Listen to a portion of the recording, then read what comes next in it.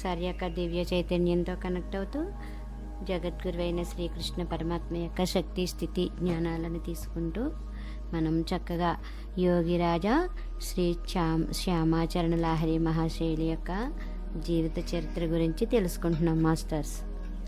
రాజవిద్యా రాజగుహ్యం పవిత్రమిదముత్తమం ప్రత్యక్షావగమం ధర్మ్యం సుసుఖం కర్తుమవ్యయం. అంటే ఈ ఆత్మవిద్య లేదా గుహ్యతమ విద్య ఇతర విద్యలన్నిటికన్నా శ్రేష్టమైనది. ఈ విజ్ఞానం గుహ్యమైన వాటికన్నా గుహ్యమైనది, పవిత్రమైన వాటికన్నా పవిత్రమైనది. ఇంతకన్నా పవిత్రమైనది మరొకటి లేనే లేదు.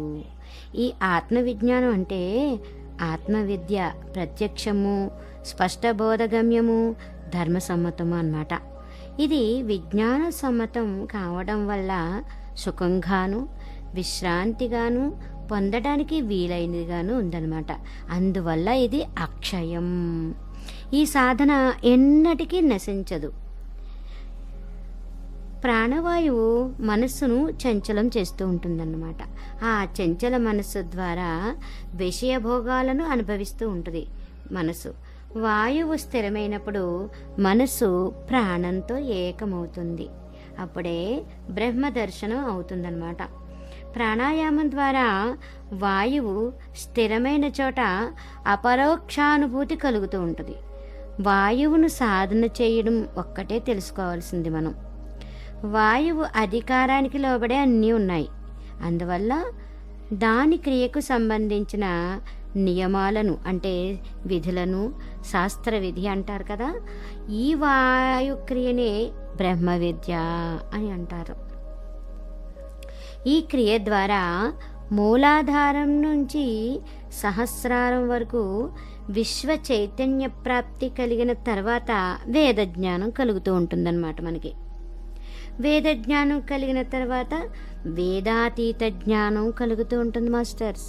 అంటే సహస్రారంలో స్థితి ఏర్పడుతుంది అన్నమాట. ఇడ పింగళ సుషుమ్న అనేవి క్రమంగా 3 వేదాలు ఇవి. ఇందువల్ల శ్రీకృష్ణ భగవానుడు అర్జునుడికి ఇలా చెప్పారు: త్రైగుణ్య విషయవేద నిస్త్రైగుణ్యో భవార్జున. అంటే వేదం త్రిగుణాత్మకం. నువ్వు గుణాతీతుడివి కావడానికి ప్రయత్నించు.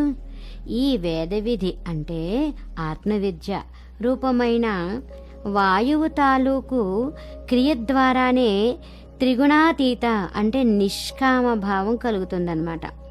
షట్చక్ర క్రియనే వేద విధి అని అంటారు. జ్ఞానం ద్వారా జ్ఞేయాన్ని తెలుసుకొని తర్వాత జ్ఞానానికి ప్రయోజనం లేనట్లే షట్చక్రాల ద్వారా ప్రాణాయామ క్రియ చేసిన తరువాత ఒక విధమైన విశేష స్థితి కలుగుతుందన్నమాట. ఇదే త్రిగుణాతీతావస్థ. అంటే సత్వరజస్తమాలన్నమాట. లేదా ఇడాపింగ్ల సుషుమ్నాలును, లేదా బ్రహ్మ విష్ణు మహేశ్వర్లు అక్కడేమీ లేకపోవడం. అప్పుడు మరో విధమైన క్రియ అవసరం ఏమీ ఉండదు. ఎందుకంటే పనిచేసేవాడికి సత్తా ఏమీ ఉండదు. దీన్నే కర్మాతీతావస్థ అంటారు. కర్మాతీతావస్థలోకి యోగి వెళ్ళవలసే వస్తుంది ఎప్పుడు కూడా. క్రియ చెయ్యడమే కర్మయోగానికి లేదా వేద పాఠానికి సంకేతం. ఈ కర్మ చేస్తూ సాధకుడు ఆత్మదర్శనం పొందేటప్పుడు ఆ ఆత్మ దర్శనం పట్ల అంటే ఆత్మ సాక్షాత్కారం పట్ల కలిగే స్వాభావికమైన ఆకర్షణే భక్తి యోగం అన్నమాట. అంతేకాకుండా చివరిలో కర్మాతీత స్థితి కలిగినప్పుడు దాన్నేమో జ్ఞానయోగము అంటారు. అంటే జ్ఞానం లేదా వేదం అంతం కావడాన్నే వేదాంతం అంటాం అన్నమాట. కర్మయోగ, భక్తియోగ, జ్ఞానయోగాలన్నవి అన్నీ స్వతంత్ర యోగాలు కావు. యోగి చేసే యోగ సాధనలోని విశిష్టమైన క్రమాలు. సరైన కర్మ అంటే సత్కర్మ లేనిదే భక్తి ఉదయించదు. భక్తి లేనిదే జ్ఞాన ప్రాప్తి కలగదు, జ్ఞానం లేనిదే ముక్తి ప్రాప్తించదు. ఇది ఒకటికొకటి లింకప్ అయి ఉంటాయన్నమాట. ఇందువల్ల ఇవి ఒకదానితో ఒకటి ముడిపడ్డ ప్రక్రియలు. వీటిలో స్వతంత్ర యోగం అనేది ఏమీ లేదు. సాధారణ వ్యక్తి మాత్రమే కర్మ, భక్తి, జ్ఞానాదులను స్వతంత్ర యోగాలు అనుకుంటూ ఉంటాడనమాట. మనస్సును షట్చక్రాల లోపల నిలిపి ఉంచకుండా బాహ్య వస్తువుల మీద లగ్నం చేసి ఉంచడం శాస్త్ర విధిని విడిచిపెట్టడం అవుతుంది. అందువల్ల సర్వప్రథమంగా శాస్త్రవిధి పరిత్యాగాన్ని నిషేధించడం జరిగింది. శాస్త్రవిధి ముత్యజ్య వర్తతే కామకారతః న సిద్ధిమవాప్నోతి న సుఖం న పరాం గతిం. అంటే శాస్త్రవిధికి విరుద్ధంగా తన ఇచ్ఛానుసారంగా పనిచేసేవాడు సిద్ధి, శాంతి, పరమగతి అంటే మోక్షం పొందలేడని అర్థమవుతుంది మనకి. అందువల్ల శాస్త్రాల సారాంశం ఎక్కడ దొరుకుతుంది మనకి అంటే మధిత్వా చతురో వేదాన్ సర్వశాస్త్రాణి చైవహి సారస్తు యోగిభిః పీతస్తక్రం పిబంతి పండితాః అంటే జ్ఞాన సంకలనంలో శ్లోకం అన్నమాట ఇది.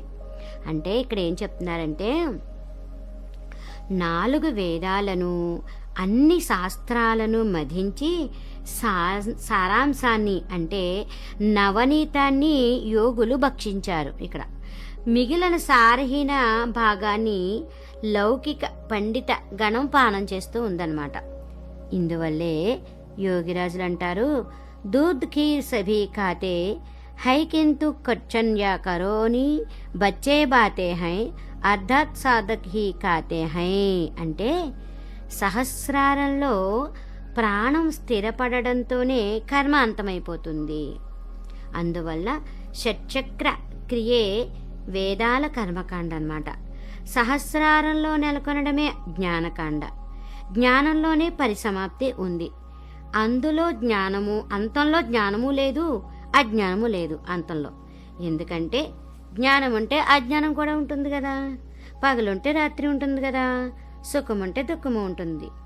కర్మ సమాప్తిలో మళ్ళీ కర్మ ఉండదు. ఇక్కడ తానన్నదే లేనప్పుడు ఇక్కడ జ్ఞానాజ్ఞానాలు రెండూ ఉండవు, జ్ఞానము అజ్ఞానము రెండూ ఉండవు అన్నమాట. ఇది అనుభవమయ్యేవాడు లేనట్లయితే మరి జ్ఞానం ఎవరికి కలుగుతుంది? అద్భుతమైన ప్రశ్న కదా. అప్పుడు ఆనందము ఉండదు, నిరానందము ఉండదు, మోక్షము ఉండదు, బంధము ఉండదు.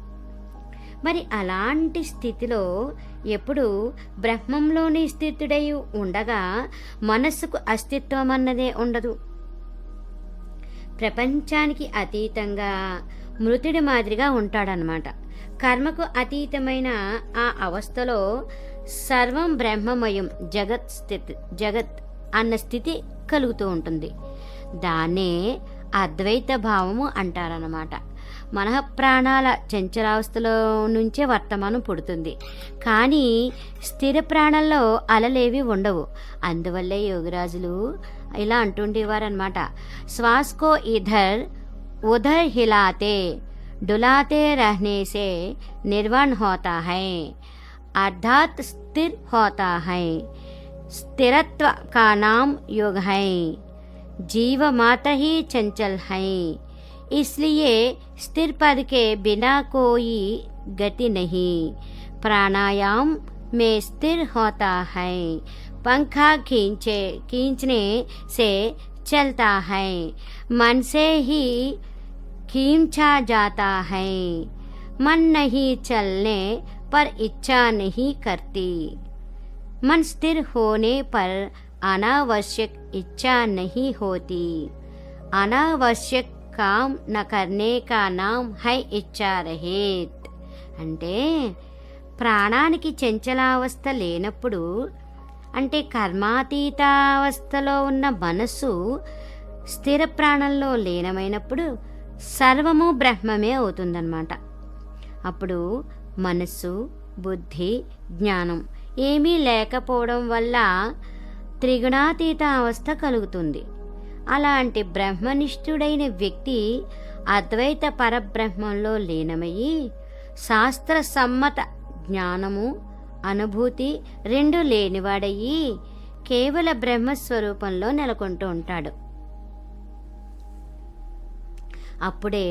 అప్పుడు అతనే బ్రహ్మం అయిపోతాడు.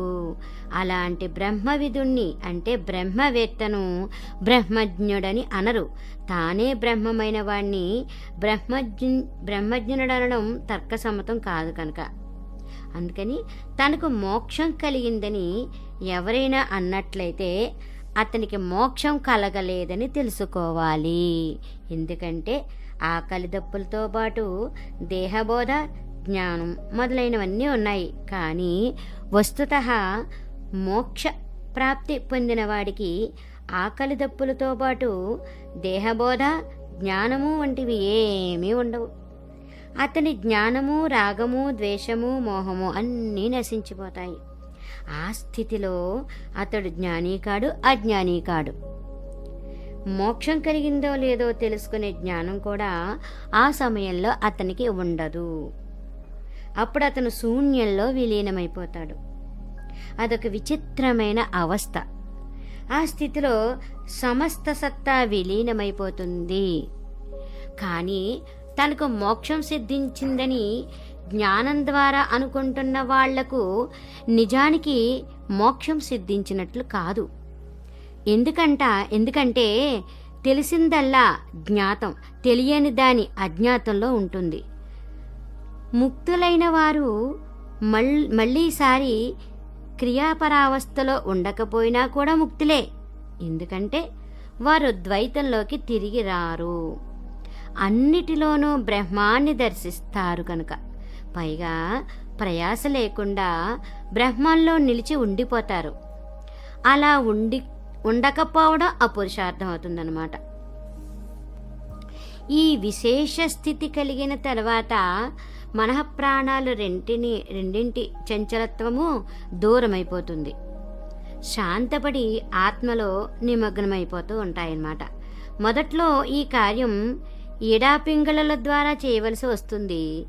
ఆ తర్వాత ఈ కార్యం సుషుమ్నలో జరిగినప్పుడు నిర్మల సత్వగుణం ఉదయిస్తుందన్నమాట.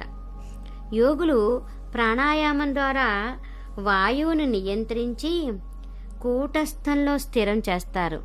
అలా జరిగిన తర్వాతే వారికి ప్రతి ఒక్క వస్తువును గురించిన జ్ఞానం కలుగుతూ ఉంటుందన్నమాట. ఏ త్వక్షరమనిర్దేశ్యం అవ్యక్తం పర్యుపాసతే సర్వత్రాగమచింత్యంత్య కూటస్థమచలం ధ్రువం సన్నియామేంద్రియగ్రామం సర్వత్రా సమబుద్ధయః తే ప్రాప్నువంతి మామేవ సర్వభూతైతే రతాః. సమబుద్ధి అంటే సమభావం గల వ్యక్తులందరూ ఇంద్రియాలను సరైన విధంగా అదుపులో ఉంచుకొని వర్ణించి చెప్పడానికి వీలు కానివాడు, రూపాదులు లేనివాడు, సర్వవ్యాపకుడు, ఆలోచనకి అందనివాడు, స్థిరుడు, నిత్యుడు, అవినాశి అయిన కూటస్థుణ్ణి ఉపాసిస్తారన్నమాట. అంటే ఆజ్ఞాచక్రానికి పైనుండే ఆత్మలో పరమాత్మ రూపుడైన అవినాశ కూటస్థుణ్ణి ఉపాసిస్తూ ఉంటారు. వారు అన్ని భూతాలకు అంటే అన్ని పదార్థాలకు ప్రాణాలకు హితం కోరేవారుగా లేదా కళ్యాణకరులుగా నన్ను పొందుతూ ఉంటారు అని చెప్తున్నారు భగవద్గీతలో. యోగి 3 గ్రంథుల్ని తప్పకుండా భేదించవలసి ఉంటుంది. జిహ్వా గ్రంథి, హృదయ గ్రంథి, మూలాధార గ్రంథి.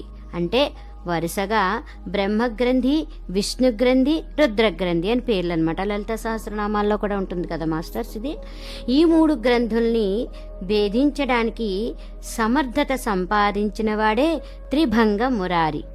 ఇదొక అవస్థ.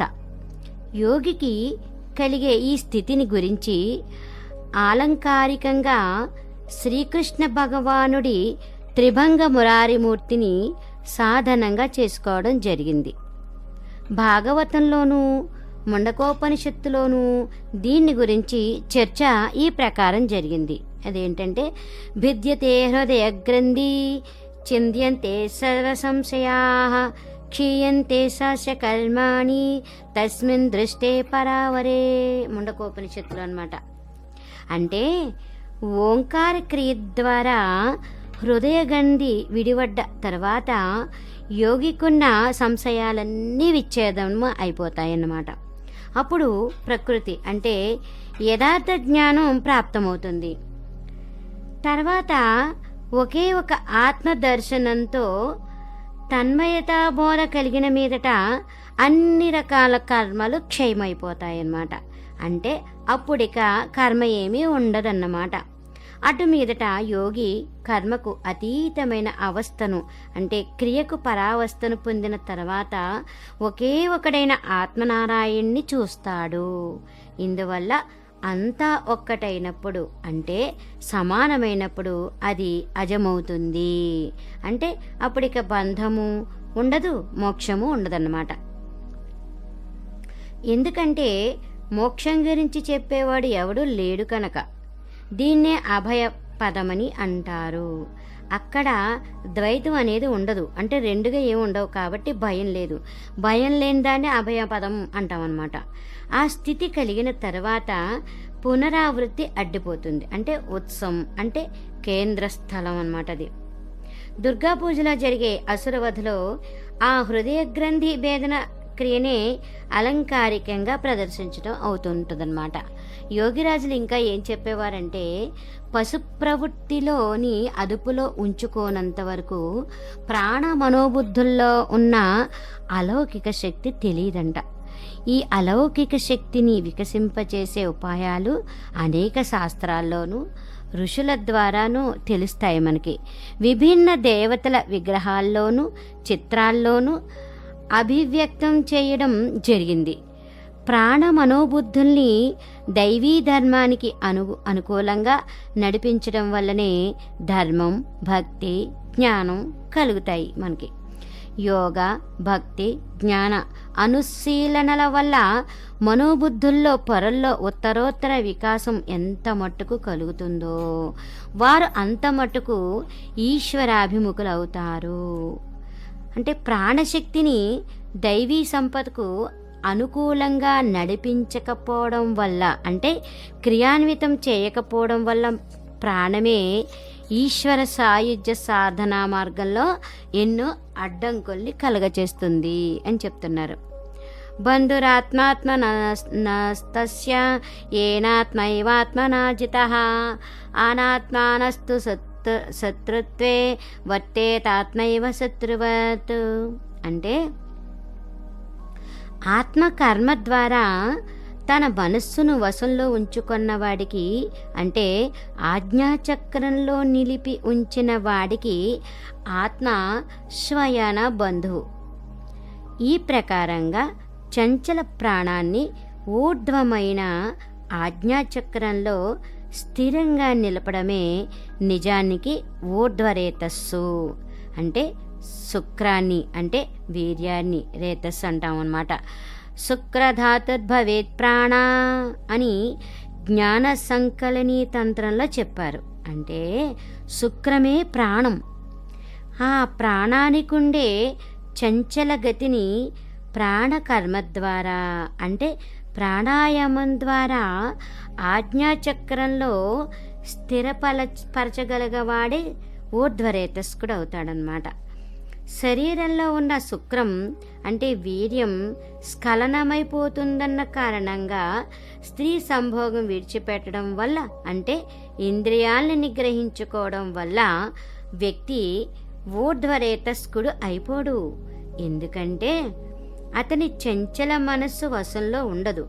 అంటే ప్రాణాన్ని ఈ విధంగా ఊర్ధ్వస్థానంలో అంటే ఆజ్ఞాచక్రంలో నిలిపి ఉంచని అజితేంద్రియాలకు చంచలమైన ఆత్మే అంటే నిలకడలేని మనస్సే అన్ని రకాల దుష్కర్మల రూపంలోనూ శత్రుభావాన్ని సృష్టిస్తుందంట. స్పందనం ప్రాణశక్తి చేసే కార్యం. స్పందన వల్లనే ఇంద్రియాలు, మనస్సు అన్నీ విషయభోగాల వైపుకి పరుగులు తీస్తూ ఉంటాయన్నమాట. ప్రాణగతిలో అవిరామత, నిరంతరత ఉన్నట్టుగానే ఇంద్రియాల గతి కూడా విషయాలను గ్రహించడంలో నిర్విరామంగా ఉంటుంది. ఇందువల్లే ప్రాణం స్పందితం అంటే చంచలం కాకుండా ఉండేందుకు యోగులు మొట్టమొదట ప్రయత్నం చేయాలి. స్పంద దర్శనం అంటే తంత్రయోగ శాస్త్రంలో ఒక విశేష శాఖ అన్నమాట. అందులో స్పంద స్వరూపాన్ని అంటే క్రియ మొదలైన వాటిని వైజ్ఞానికంగాను యోగపరంగాను సమగ్రంగా వ్యాఖ్యానించడం జరిగింది. ప్రాణం స్పందితం కాకుండా ఉండటానికి ఉపకరించేదే దివ్య భావనతో పాటు పొందటానికి వీలయ్యే విద్యకు లేదా కౌశలానికి ఋషులు యోగ సాధన అని పేరు పెట్టారు. తస్మాత్ యోగాయ యుజ్యస్య యోగ కర్మసు కౌశల్యం అంటే ఇందువల్ల నువ్వు అత్యంత సుకౌశలంతో కూడిన కర్మయోగము యుక్తుడవు. ప్రాణక్రియా కౌశలమే యోగం అన్నమాట. అందుచేత సమత్వం యోగ ఉచ్యతే, సమత్వాన్నే యోగం అంటారు. దీని ప్రధాన అంగం ప్రాణాయామం అంటే ప్రాణకర్మ అంటే ఆత్మకర్మ అంటే నిష్కామ కర్మ అన్నమాట. దీన్నే శాస్త్రం అంటారు. అసంగ శస్త్రేణ దృఢేన చిత్వా అన్ని రకాల ఇంద్రియ సంగం అంటే ఆసక్తి లేకుండా ఉండేది ప్రాణకర్మ ఒక్కటే అన్నమాట. దాన్ని అనుశీలించటమే శాస్త్రానుశీలనం. దృఢత్వంతో దీన్ని అనుశీలన చేస్తూ అన్ని రకాల ఇంద్రియ సంఘాలను అంటే ఆసక్తి భావాన్ని తొలగించు, వాటిని ముక్కలు చెయ్యి. అప్పుడు కర్మక్షేత్రమైన మనుష్య శరీరం పొందిన వాడివి ప్రాణకర్మను ఎన్నడూ అవహేళన ఉపేక్ష చెయ్యకు. కర్మణ్యే వ్యాధి కారస్తే మా ఫలేషు కదాచన అంటారు. ఈ నిష్కామ కర్మ మీదే నీకు అధికారం ఉంది, ఉండాలి కూడా, కర్మఫలం మీద మాత్రం కాదు. అందువల్ల శ్రీకృష్ణ భగవానుడు ఇలా అంటాడు, తస్మాత్ దుష్టిత్తకే కౌంతేయ యుద్ధాయ కృత నిశ్చయ. ఓ కౌంతేయుడా, దృఢత్వంతో అంటే నిశ్చయంతో యుద్ధానికి సిద్ధమవు, లే యుద్ధం చెయ్యి అంటే సాధనా యుద్ధం చెయ్యమని అర్థం. ఎందుకంటే స్వల్పమప్యస్య ధర్మశాస్త్ర అయితే మహతో భయాత్ అంటే ఈ నిష్కామ కర్మయోగం అంటే ప్రాణకర్మ కొద్దిగా చేసినప్పటికీ కూడా పెద్ద భయం నుంచి అంటే సంకటం నుంచి మనల్ని రక్షిస్తుంది. జీవుడికి మృత్యువే పెద్ద సంకటం కదా, ఇది దాని నుంచి రక్షిస్తుంది మనల్ని. ఈ విషయంలో యోగిరాజులు తమ డైరీలో స్వహస్తంతో ఇలా రాసుకున్నారు మాస్టర్స్. కేవల్ రేచక్ ఓ పూరక్ ఆ ఉర్ బడా ఓ ఏ సిద్ధిదే లాగే ఆ ఉర్ సమాధ్ రేచక్ పూరక్ బినా జైసే బంధాకూప్ ప్రాణవాయుకో బల్లే ఆ ఓ ఏ मन निश्चय होई जाए आयुर बढ़ा ओ ए रोग न रहे पाप जला ओ ఏ నిర్మల్ కరే జ్ఞాన్ హో తిమిర్నాశే అంటే ఎలాంటి పరిష్కరణ చేయకుండా ఆయన రాసినట్లుగా ఉదాహరించడం అయింది ఈ అక్షరాలన్నీ కూడా. అంటే ప్రాణాయామంలో రేచక పూరక కుంభకాలని 3 పనులు ఉంటాయి. యోగిరాజులు ఏం చెప్తారంటే రేచకాన్ని పూరకాన్ని ఇంకా పొడిగించు, అలా జరిగిన తర్వాతే ప్రాణం స్థిరమైన మీదట సమాధి కలుగుతుంది, సిద్ధి కలుగుతుంది అని చెప్తున్నారు. స్వతంత్ర కుంభకం అవసరం లేదు. ఈ రేచక పూరకాలకు భిన్నంగా ఉండే ప్రాణాయామం అంటే ఊపిరి తీసుకోవడము విడవడము కాకుండా వేరేగా ఉండే ప్రాణాయామం నీళ్లు లేని నుయ్య మాదిరిగా నిష్ఫలమైపోతుంది. అంటే శ్వాస మీద ధ్యాస కరెక్ట్ అయినది అని చెప్తున్నారు ఇక్కడ. ప్రాణవాయువును బలపూర్వకంగా లోపలికి లాక్కోవడము విడవడము అనే కర్మ వల్లనే మనస్సు నిశ్చలమవుతుందన్నమాట. దాన్ని ఇంకా పెంచండి. అలా చేయడం వల్ల రోగం అనేది ఉండదు. జన్మ జన్మాంతరాల పాప సమూహాలకు అగ్ని సంస్కారమైన తర్వాత మనస్సు నిర్మలమైపోతుంది. జ్ఞానం ప్రాప్తించి అజ్ఞానం దూరమైపోతూ ఉంటుందన్నమాట. తమకు ప్రత్యక్షానుభవమైన ఈ అవస్థ విషయంలో వారు ఇలా రాశారు. ఆయన ఏం రాశారంటే, శ్వాస ఏక్ దమ్ సే బంద్ హు ఆ బడా మజా, అబ్ కి మజా కి బాత్ కుచ్ హీ కహీ న జాయ్. అంటే శ్వాస ప్రశ్వాసలు ఆగిపోయాయి, చాలా ఆనందం కలిగింది. ఈ ఆనందాన్ని గురించి ఏదీ చెప్పడం సాధ్యం కాదు. ఎందువల్లనంటే దాన్ని చెప్పగల ఉపాయం ఏదీ లేదు. అది ఎవరి మట్టికి వాళ్ళు వాళ్ళ అనుభవం ద్వారా తెలుసుకోవలసిందే. డాక్టర్ బ్రహ్మర్షి పితామహ పత్రి సార్ యొక్క దివ్య చైతన్యంతో కనెక్ట్ అవుతూ జగద్గురువైన శ్రీకృష్ణ పరమాత్మ యొక్క శక్తి స్థితి జ్ఞానాలను తీసుకుంటూ యోగిరాజా శ్రీ శ్యామాచరణ్ లాహిరి గారి దివ్య చరిత్ర, జీవిత చరిత్ర గురించి మనం చక్కగా తెలుసుకుంటున్నాం మాస్టర్స్. యోగిరాజుల భక్తుల్లో బెంగాల్లోని శ్రీరాంపూర్ హుగ్లీ వాస్తవ్యులైన సురేంద్రనాథ్ వంద్యోపాధ్యాయ అనే ఆయన రావల్పిండిలో ఉద్యోగం చేస్తూ ఉండేవారనమాట. దారిలో కాశీలో దిగారు. గురుదేవుల దర్శనం చేసుకుని వెళ్దామని ఆయన మనసులో ఉన్న కోరిక అనమాట. దూర ప్రయాణం వల్ల కలిగిన బడలిక మొహం మీద స్పష్టంగా కనిపిస్తోంది. యోగిరాజులకు ఎదురుగా వెళ్ళి భక్తి శ్రద్ధలతో ప్రణామం చేశారు ఆయన. అప్పుడు ఈ గురుదేవులు గంభీర స్వరంతో, ఇక్కడికి ఎందుకు వచ్చావు, తొందరగా ఇంటికి వెళ్ళు అన్నారన్నమాట. గురువులు ఇలా అనేసరికి సురేంద్రనాథ్ గారికి మనసులో చాలా దుఃఖం కలిగింది.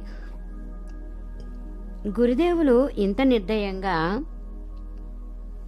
కఠోరంగా ఉండడానికి నా వల్ల ఏం అపరాధం జరిగిందో అని ఆలోచనలో పడ్డారు. ఆయన కళ్ళల్లో నీళ్లు నిండాయన్నమాట. ఆ తర్వాత యోగిరాజులు స్నేహపూర్వకంగా ఇలా అన్నారు, సురేన్ వెళ్ళి స్నానం చేసి భోంచేసి ముందు ఏ ట్రైన్ దొరికితే ఆ ట్రైన్ ఎక్కి ఇంటికి వెళ్ళిపో అన్నారనమాట. సురేన్ గారికి ఏదైనా అడగడానికి కూడా సాహసం కలగలేదు. మంత్రముగ్ధుల మాదిరిగా ఆయన చెప్పినట్టు చేశారు. మట్రూని పిలిచి యోగిరాజులు వెళ్ళు, సురేన్ను ట్రైన్ ఎక్కించిరా అని చెప్పారనమాట. సురేన్ గారు శ్రీరాంపురం స్టేషన్లో దిగారు. 2 అడుగులు వేశారో లేదో ఆయన తమ్ముడు కనిపించాడనమాట. ఆయన కోసం ఎదురు చూస్తూ ఉన్నాడు. ఏంటంటే, ఇంత ఆలస్యంగా వచ్చావా అన్నయ్య, 2 రోజుల కిందట తంతి ఇచ్చాను, నీ కోసం ఎదురు తెన్నులు చూస్తున్నాను. అంటే ఏమైంది, నాకు తంతి ఏది అందలేదు అన్నారనమాట. అమ్మ పరిస్థితి బాగాలేదు. సురేన్ గారు త్వరగా ఇంటికి బయలుదేరారు. సురేన్, వచ్చావా నాయనా, నీకోసం ఎదురు తెన్నులు చూస్తున్నాను, ఇక నేను వెళ్ళే సమయం అయింది. స్నేహమయ్య అయిన ఆ తల్లి 2 చేతులు సురేన్ వైపు చూసిందనమాట, చాపింది. సురేన్ తల్లి చేతులను అందుకున్నారు. ఆ తల్లి జీవనదీపం మెల్లగా ఆరిపోయింది. సురేన్ గారి కళ్ళలోంచి అశ్రువులు ధారగా ప్రస్రవించాయి. గురుదేవులు తనతో అంత కఠినంగా ఎందుకు వ్యవహరించారో అప్పుడు ఆయనకి అర్థమైందన్నమాట. బాకుడా జిల్లాలోని దరిదిముఖ గ్రామంలో హరిపద వంద్యోపాధ్యాయులు తమ ఊరికి 3-4 మైళ్ళ దూరంలో ఉన్న మరో గ్రామానికి పని మీద వెళ్తున్నారనమాట. ఇందువల్ల ఆయన చుట్టూ దారి వదిలేసి తిన్నటి అడవి దారి గుండా వెళ్తున్నారు. ఆయన 4 వైపులా సాల, టేకు, విప్ప చెట్లతో నిండిన అడవి, సన్నటి కాలిదారి. ఎక్కడ మరో దారి కానీ మరో మనిషి కానీ అవి పట్టడం అసంభవం అనమాట. అక్కడ అన్ని రకాల అడవి పూల సువాసనతో, పక్షుల మధుర స్వరాలతో నిండి ఉంది వాతావరణం. హరిపదులు ఈశ్వర చింతనతో తేలిపోతూ నడిచిపోతున్నారు. భయం అన్నది ఆయనకి దరికే చేరలేదు. అకస్మాత్తుగా హరిపదులు అదిరిపడ్డారు. ఎదురుగా యమదూతలు వస్తున్నట్టు అనిపించింది. నరమాంసం తినే జంతువు ఒకటి తోక ఆడించుకుంటూ, వేట తనకి అందుబాటులోనే ఉంది కనుక తొందర ఏముంది అన్నట్టుగా మెల్లగా ఆయన వైపు వస్తోందనమాట. ఇక చావు తప్పదని, తనని రక్షించేవారు ఎవరూ లేరని హరిపదులకు నిశ్చయం అయిపోయింది. దయాళురైన గురుదేవులు ఒక్కరు మాత్రం తనకు రక్షించగలిగితే ఈ సంఘటనలోంచి బయటపడవచ్చని అనిపించింది ఆయనకి. గురుదేవా రక్షించండి, గురుదేవా రక్షించండి అంటూ లోపల ఎవరో అంటున్నట్టు అనిపించింది అనమాట. హరిపదులు ఆయన్ని చంపదలిచిన జంతువు ఒకరికొకరు ఎదురు వచ్చే సమయానికి వెనుక నుంచి ఎవరో తప్పుకో తప్పుకో అంటూ అదిలించడం వినిపించిందనమాట. దాంతో ఆ నరభక్షకి తోకాడించుకుంటూ అడవిలోకి వెళ్ళిపోయింది. హరిపదుల కళ్ళల్లోంచి ప్రేమాశ్రువులు రాలిపడ్డాయన్నమాట. కొన్నాళ్ళ తర్వాత హరిపద బాబు గారు కాశీకి వెళ్ళారు. యోగిరాజుల పాదాలకు సాష్టాంగ ప్రమాణం చేస్తూ ఈ యాత్రలో జీవన రక్ష చేశారన్నారు. అంటే ఈసారి నన్ను కాపాడారని అర్థం అనమాట. బహుశా మీరు అతిగా భయపడ్డారేమో అని చిరునవ్వు నవ్వుతూ ఉండిపోయారు యోగిరాజులు. అక్కడున్న భక్తులు ఒకరి మొహాలు ఒకరు చూసుకున్నారనమాట. ఎవరికి ఏమీ అర్థం కాలేదు. ఆ తర్వాత హరిపద బాబు గారి నోటి మీదుగా విని ఆ సంఘటనను గురించి తెలుసుకున్నారనమాట. ఈ విధంగా యోగిరాజులు అన్ని ప్రాణుల క్షేమాన్ని కోరుతూ ఆర్తులను ఆశ్రితులను రక్షిస్తూ ఉండేవాళ్ళనమాట. వారు ఎన్ని విధాలుగా సర్వజీవ కళ్యాణాన్ని అన్నదానికి అవధే లేదు. తక్కిన రోజుల మాదిరిగానే ఆ రోజున కూడా యోగిరాజులు ఉపదేశం చేస్తున్నారు శిష్యులకి. అనేక మంది శిష్యులు వింటూ ఉన్నారనమాట. మీరందరూ కూడా సర్వజీవుల కళ్యాణకారంలో ఏ విధంగా మగ్నులు కాగలుగురు? ఇందులో ఈ శరీరంలోనే అన్నీ ఉన్నాయి. అంటే శరీరం అయితే పంచతత్వాలతో తయారైంది కదా. శరీరంలో ఏ పంచభూతాలు లేదా పంచతత్వాలు ఉన్నాయో అవే బయట ఉన్నాయి. పృథివీ అంటే భూమి, జలం ఆపస్సు అంటే అగ్ని తేజస్సు, వాయువు మరుత్తు, ఆకాశం వ్యోమం అన్నవి ఐదు శరీరంలోనే ఉన్నాయి, బయట ఉన్నాయి. శరీరంలో పంచభూతాలు ఈ ప్రకారంగా ఉన్నాయి. అలాగే మూలాధారంలో భూతత్వము, స్వాదిష్టానంలో జలతత్వము, మణిపూరంలో అగ్నితత్వము, అనాహతంలో వాయుతత్వము, విశుద్ధంలో ఆకాశతత్వము, దానిపైన తత్వాతీతం అన్నమాట. లోపలున్న ఈ పంచభూతాల లేదా పంచతత్వాల గురించి తెలిసిన తర్వాతే బృహత్ పంచభూతాల గురించి కూడా మనకు తెలుస్తుంది. మొదట బయటి తత్వాల్ని గురించి తెలుసుకోవడానికి ఎవరైనా ప్రయత్నించినట్లయితే అవి తెలియవు. వాటి ఆవలో పడి తనను తాను మర్చిపోతాడు. అలా కాకుండా దేహంలో ఉన్న పంచభూతాల్ని తెలుసుకుని తర్వాత లోపలివి బయటివి అన్నీ కలిసిపోయి ఏకాకారం అవుతాయి. అక్కడ ద్వైతం అన్నది ఉండదు. ఆ సమయంలో పంచభూతాల్లో కూడా ప్రాణరూపుడై ఉన్న ఈశ్వరుడు సాక్షాత్కరిస్తాడు. కూటస్థంలో ఉనికి ఏర్పడుతుంది. దుర్బిణిలో నుంచి చూసినప్పుడు దూరంలో ఉన్న వస్తువులు కూడా దగ్గరే ఉన్నట్లు కనిపించినట్లుగా కూటస్థ రూపంలో ఉన్న దుర్బిణి ద్వారా బ్రహ్మాండ చిత్రం అంటే దృశ్యం యావత్తు యోగులకు బోధగమ్యమవుతుంది. ప్రయత్నం చేస్తే ఈ సామర్థ్యం మీకు కూడా గోచరిస్తుంది. ప్రాణం చంచలం కావడం వల్ల కూటస్థంలో స్థితమై ఉండడం జరగదు. ప్రాణకర్మ ద్వారా అంటే ప్రాణాయామం ద్వారా షట్చక్రాల మార్గంలో రాకపోకలు సాగిస్తూ ఉండడం వల్ల ప్రాణం స్థిరమైన తరువాతే కూటస్థాల్లో స్థితి ఏర్పడుతుందన్నమాట. అప్పుడు యోగులకు అంతా స్వచ్ఛంగాను స్పష్టంగాను కనిపిస్తూ ఉంటుంది. కూటస్థంలో దర్శనమిచ్చే చక్షువులో ఒక ఆకాశం కనిపిస్తుంది. అది దృశ్యమాన ఆకాశం కాదు, ఆకాశానికే ఆకాశం అంటే మహాకాశం అన్నమాట. అది ఎంత స్వచ్ఛంగా ఉంటుందంటే అక్కడ ఎలాంటి అవరోధము ఉండదు.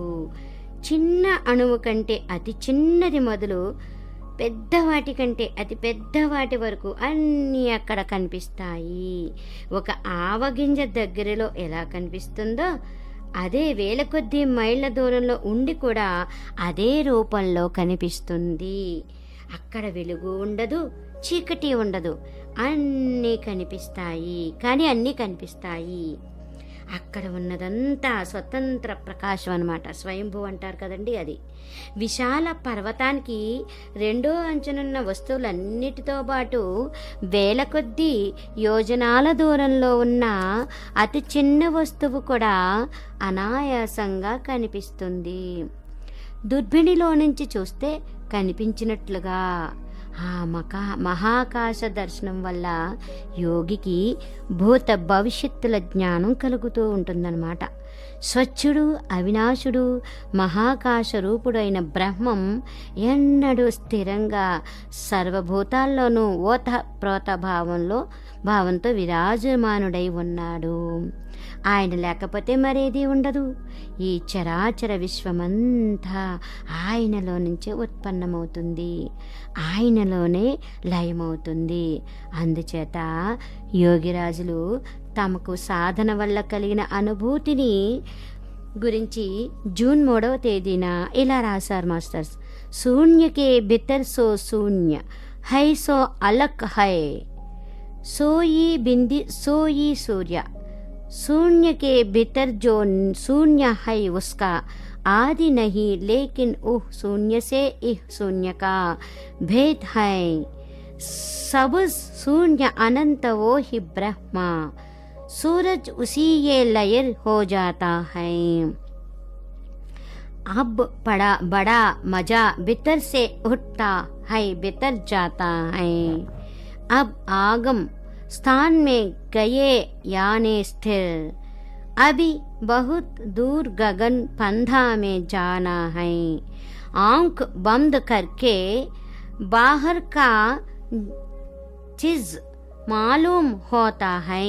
అంటే వర్తమాన అంటే ఇప్పటిది శూన్యానికి లోపలున్న శూన్యం, అంటే వర్తమాన శూన్యం పుట్టడానికి మూలమైన శూన్యం అలక్ష్య అదృశ్య శూన్యమైందనమాట. అది అంటే అదే బిందువు, అదే సూర్యుడు, అంటే ఆత్మసూర్యుడును.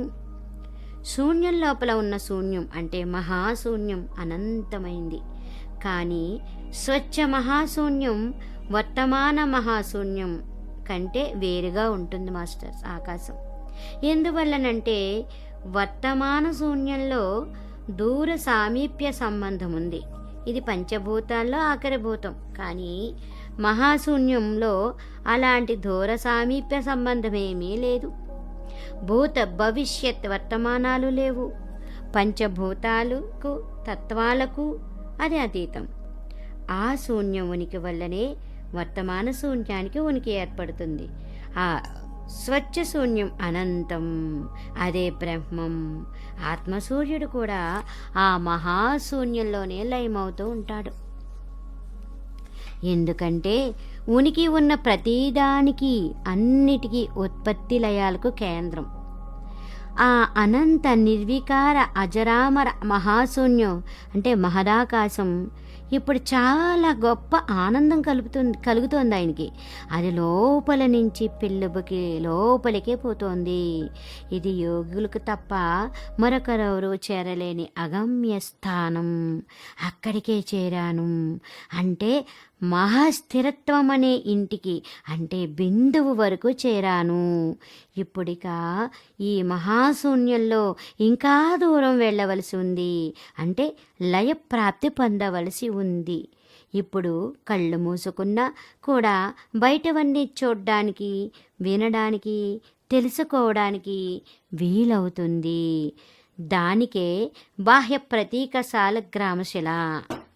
ప్రబల వేగంతో ప్రవహించే నీళ్లకు అడుగున పెద్ద బండ నిశ్చలంగా ఉన్నట్లే నశ్వరమైన నానా రూపాల, నానా ప్రకారాల ప్రవాహమానమైన అంటే అస్తిత్వమానమైన వాటన్నిటికీ ఆధార స్వరూపము మహాకాశరూపము అయిన కూటస్థ పరబ్రహ్మ కూడా నిశ్చలంగానే ఉంటాడు. ఆ నశ్వర నామరూపుణ్ణి ఉపేక్షించనంత వరకు, అంటే ఆసక్తి నుంచి అతనికి ముక్తి కలగనంత వరకు మహాకాశ రూపమైన సచ్చిదానందాన్ని గురించి జ్ఞానం కలుగదు. ఆత్మకు ఏ అవయవమో ఉంటుందని శంకించడానికి వీలు కానట్లే నామరూపుడు కూడా స్వచ్ఛ నిర్మల స్వరూపుడి అంశ కావడానికి వీలు లేదన్నమాట. ఇందుకే యోగిరాజులు అంటుండేవారు, ఈ శరీరంలో ఉన్న కూటస్థుణ్ణి గురూపదేశం ద్వారా చూడనివాడు గుడ్డివాడు అని. పావురం ఈక ఎగురుతూ ఎగురుతూ మెల్లగా చుట్టూ తిరుగుతూ పడిపోయినట్లే వాయువు క్రమశః ఆగుతూ ఆగుతూ సూక్ష్మమవుతుంది. చివరికి శూన్యంలోకి వెళ్ళి చాలా రోజుల తర్వాత రాకపోకలు సాగించవలసి ఉంటుంది.